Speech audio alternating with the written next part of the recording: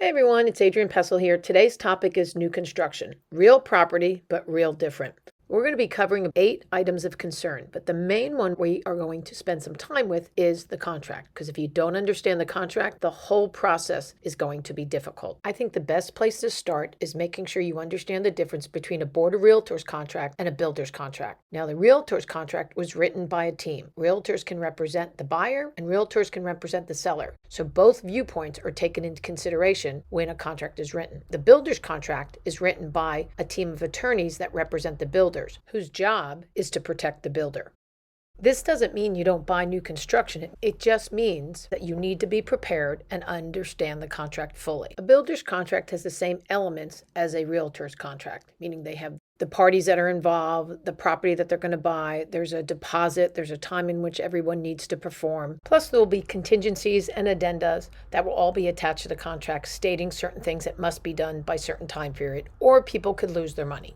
One of the major differences between a builder's contract is that the buyer is responsible for all costs associated with sellers transferring title. This is on most builder contracts, which means that the builder is passing on their fees for the buyer to pay. That is usually offset with the builder's closing cost contribution. The part that you need to pay attention to, does the builder's closing cost contribution give the buyer any extra cash in pocket? Because most of it will be going towards some of the fees that the builder normally would have to pay. The other thing to pay attention to is that the builder's closing cost contribution is tied into the buyer using the builder's lender, which means that the buyer doesn't have the opportunity to shop around for interest rates. And remember, interest rates you have for 30 years unless you refinance. And for many buyers, getting the lowest interest rate is paramount. Most builders' contracts have in it that they have up to 24 months to close on the property. So if you have a deadline and your settlement date is hard and you can't change it, buying new construction may not be the way to go. The other thing is that if you want representation, your agent needs to be with you at your first viewing. Usually your earnest money deposit is much higher in new construction. It's about equal to your down payment of your loan.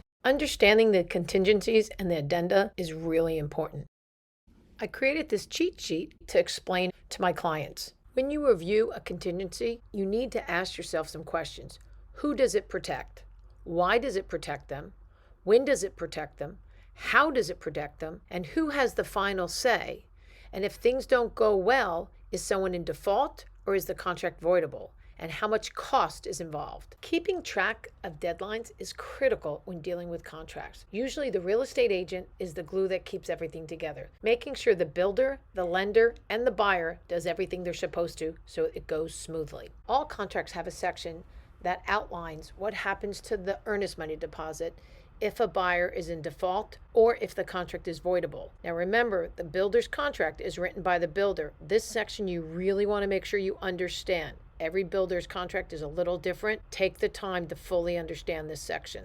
Most builders educate the buyers on the general timeline of when their home is going to be done. But if your builder doesn't, please take the time to teach yourself. There's plenty of information out there so you can plan accordingly. With understanding the process of building a new home, it's a good idea to hire a home inspector who's well versed in new construction. Now, your contract will not be contingent upon the home inspection. However, the home inspector will hold the builder to another standard. And I always think that is a great idea. Here's a list of the summary of what we've gone over, but the most important thing I could tell you is make sure you understand the contract and you understand the addenda and the contingencies that you're signing. Triple check the builder, make sure you understand the construction methods and what's expected. Think big picture and remember to think details. Understand that anytime you make a change in new construction, it is going to cost you money. I hope you found this video helpful, and you may want to watch it twice and pause it in certain sections. It was a lot to cover in 4 minutes. I wish you all the best. If you have any questions, give me a call or make your comments below.